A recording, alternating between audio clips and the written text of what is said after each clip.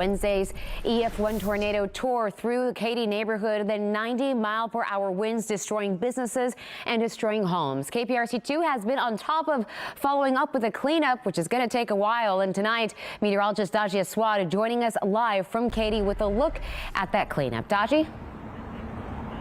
Yeah, crews have been cleaning up all day here off of Mason Road near Kingsland. And this was all due to, as you mentioned, that EF1 tornado that ran through this area on Wednesday. Behind me, you can see the Firestone completely destroyed on the second half of that building, bricks falling. And they've been trying to collect all of this destruction and get this business up and running again, but it will take some time. Now, we saw a lot of people come out here earlier today taking pictures and also trying to visit stores in this shopping center, and for some of them it was difficult because some are still without power. It seems rare, and that's why people are taking pictures, but is it rare? Today I spoke with a research scientist to see if we are seeing any more or less tornadoes here in Southeast Texas. My power's going in and out, and then when I go by here, everything is closed here.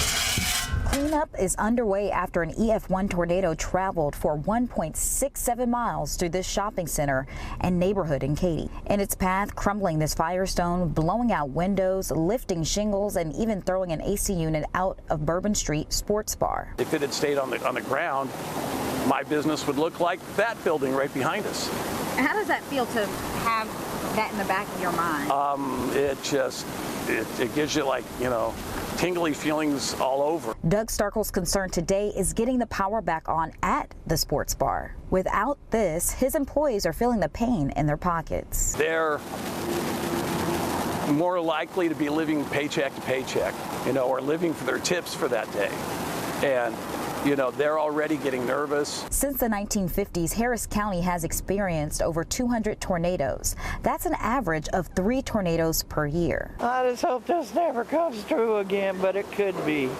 I mean, this is terrible. If you're looking at how many days per year does a tornado, should you expect a tornado to touch down, say, within 25 miles of you?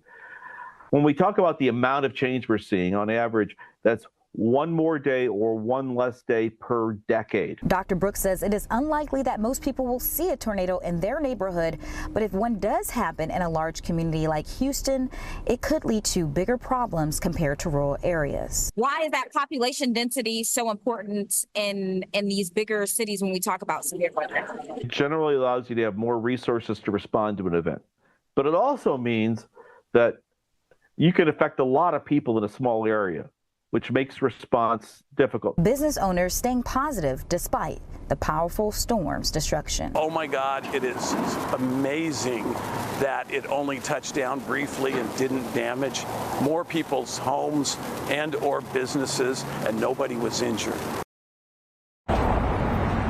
That's right, a positive outlook after all of this destruction. Once again, debris is still being picked up here at this Firestone and at the shopping center that it sits adjacent to.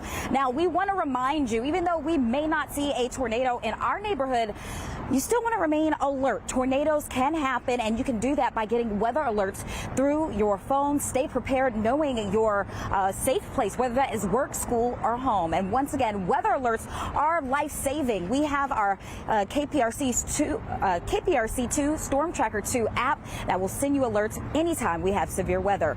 In Katy, Daji Aswad, KPRC 2 News.